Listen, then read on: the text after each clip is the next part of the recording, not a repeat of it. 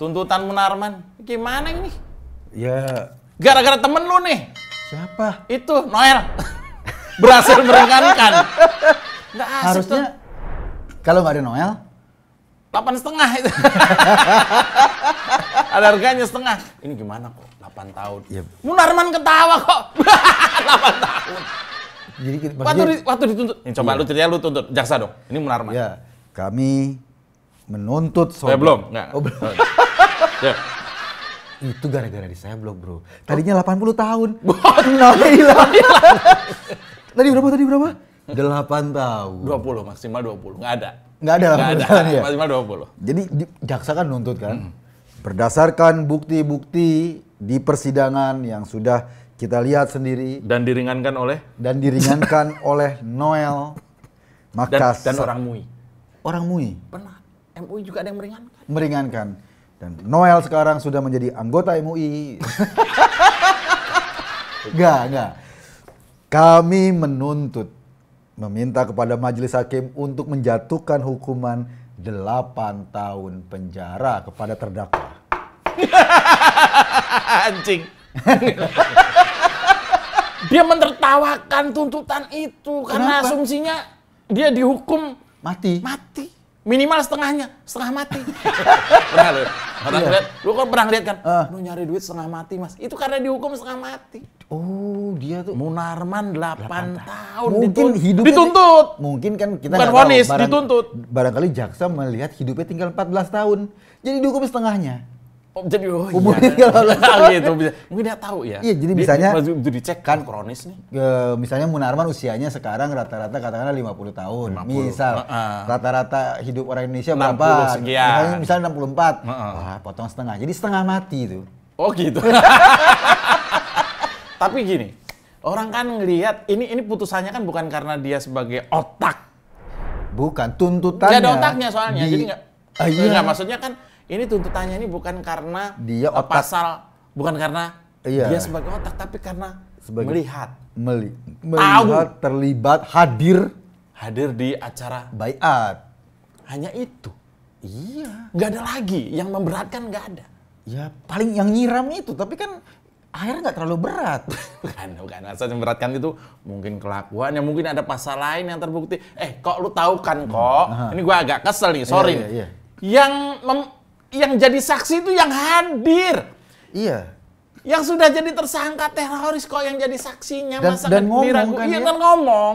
Ini gara-gara lu nih, adek gua meninggal. Keluarga gua. Iya, jadi Hidupnya sengsara. jadi sengsara. Ini udah ada yang ngomong, kenapa tuntutannya cuma 8 tahun? Ya kan? Itu tuntut segitu, nanti vonisnya 2/3, 6 tahun. 6 tahun. Dia banding, potong lagi separuh, 3 tahun.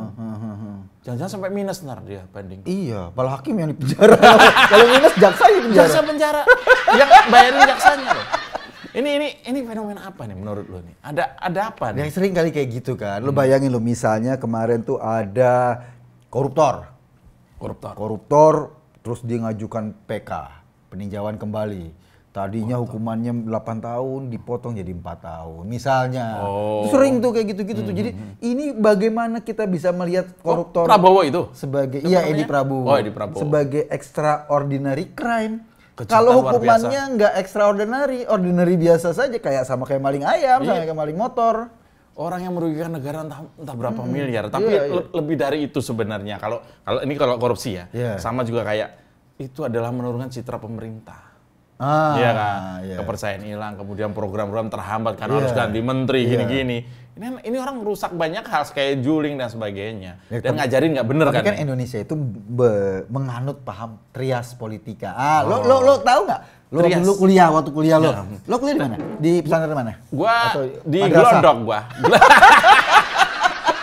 Pasang CPU di Glodok. Trias politika itu ada eksekutif, Iya. itu Pak Jokowi dan kawan-kawan. Ada? Pak Luhut, ada legislatif, Fadlizon dan kawan-kawan. Ada yudikatif. Yudi dan kawan-kawan. Apa?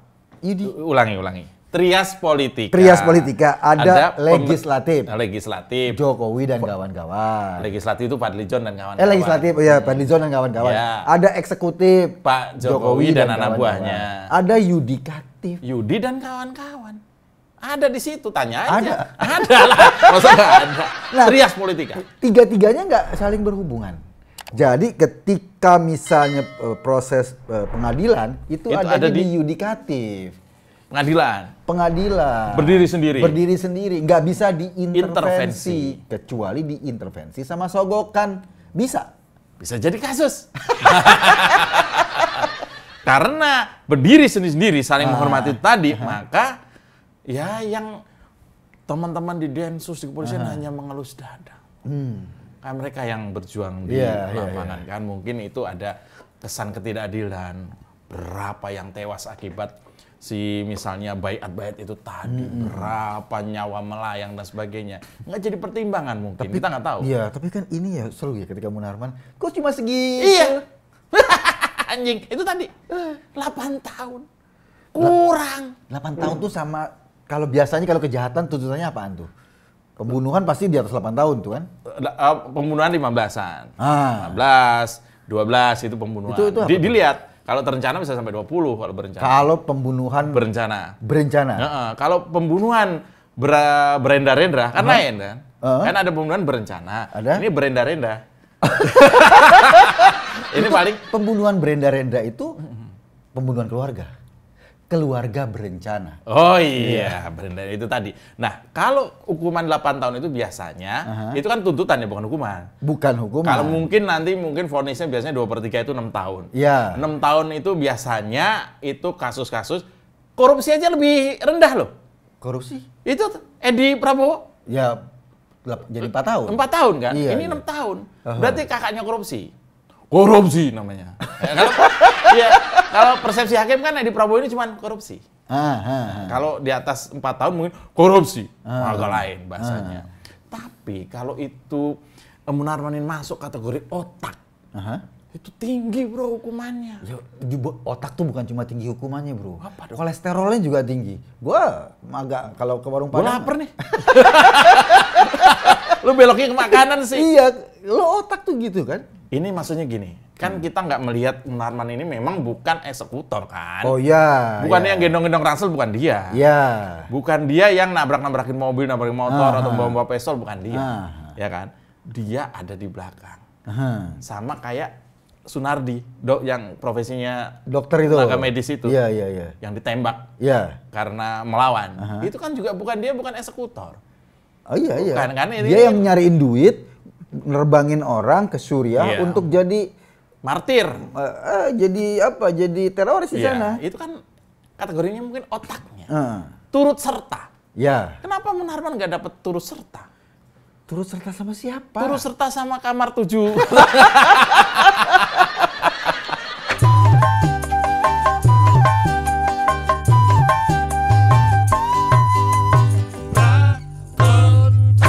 Lo nyangka? Ada yang bilang tadi tuh, teman gue barusan bilang, ini masuk angin.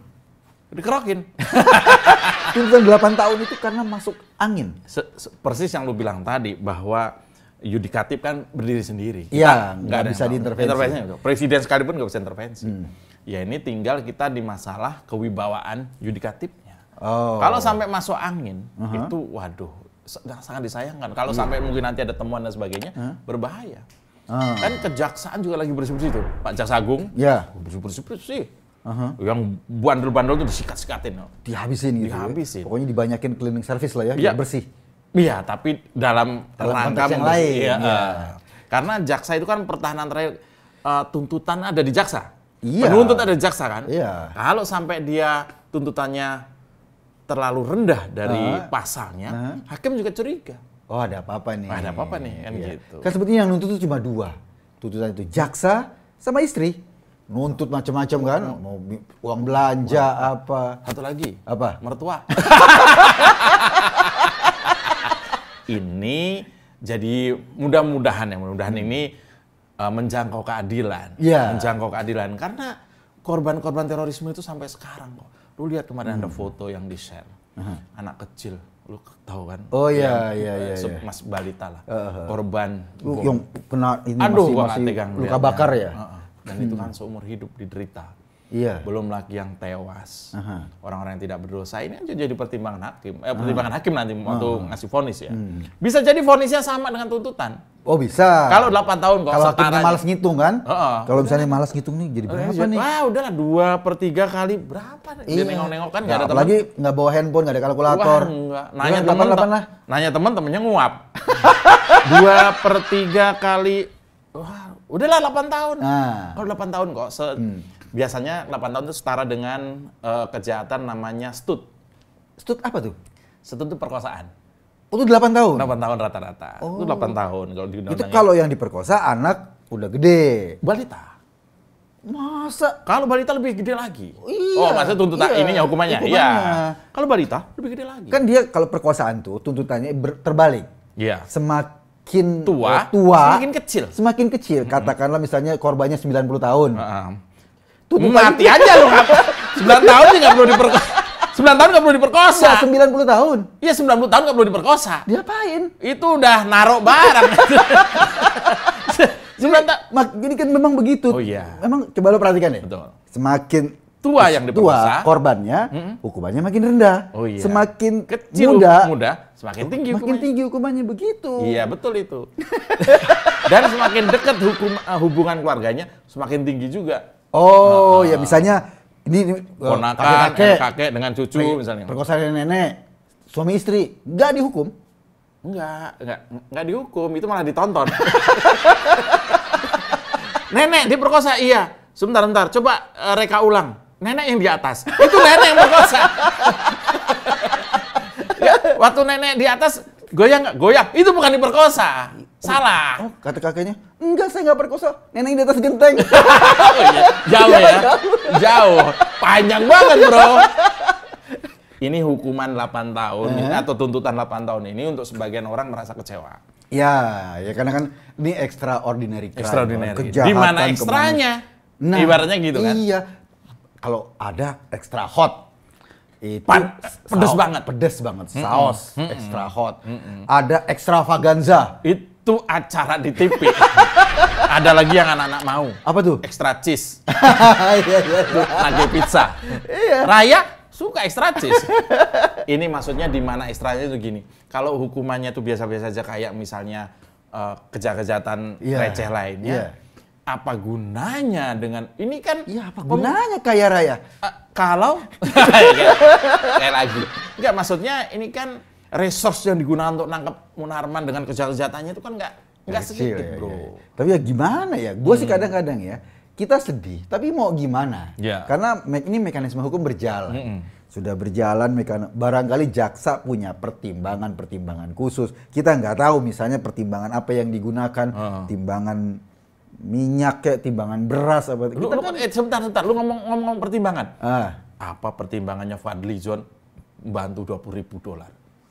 Tadinya 30.000, ditimbang-timbang nggak bagus, jadi 20.000. Oh, dikentit. Dikentit ceban, bro. Ya gitu. Ini Fadly Zon ini, walaupun dia sudah ngasih pembelaan di media, menurut gua nih, siapapun yang bantu, masa nggak tahu sih kok? Siapa? Fadly Zon masa nggak tahu kalau yang dibantu itu ada kaitannya dengan terorisme di Suriah, masa nggak tahu sih? Dia ngebantu. Bukannya dia ngawasin Twitter terus? Iya, Fadly Zon tuh baik hati. Kalau sama kelompok teroris, bantu $20.000 dolar. Kalau sama konten yang bantu like. Nge-like doang. Oh itu, perbedaannya ada di situ. Iya maksudnya kan Munarman, Fadly Zon kemudian almarhum Dr. Sunardi, ini memang bukan orang-orang atau teroris-teroris yang gendong-gendong bom, bukan memang. Ya bukan. Tapi bisa jadi kayak Munarman ini adalah otak yang menggerakkan. Iya. Si Pak Sunardi almarhum itu juga bisa jadi yang begitu. Yang sekarang yang kita duga, kita tenggarai, Fadly Zon juga ikut-ikutan membiayai itu. Iya. Ini kan orang-orang yang memang bukan kalau kata bukan siapa? kaleng-kaleng lah ya. Iya, kata Munarman, ada buktinya nggak Munarman itu bunuh orang? Ya nggak ada. Sama kayak misalnya Osama bin Laden. Ada nggak dia nembak kepala orang? Kan enggak. Enggak. Tapi dia menggerakkan, nyuruh pesawat jebret. Ini yang mungkin kita nggak paham ya. Ya. Ini gimana nih? Perjuangan kita akan kendor atau bagaimana ini soal? Ya kalau gue lihat sih kan batas perjuangan kita ya mendorong ini sampai kita kan tetap berjuang dalam koridor hukum. Yeah. Kita dorong kalau memang hukum harus menyelesaikan, diselesaikan. Yeah. Soal kemudian sekarang sudah diadili di wilayah Yudi tadi. Yudi dan kawan-kawan. Yudi dan kawan-kawan, ya sudah kita lihat. Iya. Gitulah. Yeah. Kalau seandainya keputusannya aneh, ya kita kritisi. Kita kritisi. Jadi memang kita ya berharap inilah ya Densus atau apa ya terus nih melacak kayak tadi itu beberapa case ya. Kayak Fadli ini harus menjelaskan apakah itu $20.000 duitnya sendiri atau duit keluarganya atau duit saweran teman-teman. Kita nggak tahu. Mas itu kan mau nyumbang, bukan mau arisan. Tapi kan kalau nyumbang buat teroris itu makanya lo sekarang ya turut serta. Ya kalau lo mau ngambil duit 100 juta itu ditanya. Buat apa? Iya buat apa? Atau kalau lo mau nyimpen duit ditanya asal duitnya dari mana? Gue jawab dari rumah. Kata tukang banknya terima kasih. Tahu dari rumah, Mas. Asalnya, Mas. Iya, maksudnya jangan-jangan dari afiliator. Nah, kan gitu. Jangan-jangan lu jual narkoba. Jangan-jangan itu dari nyairin duit orang lain. Makanya yang disuka miskin misalnya gitu.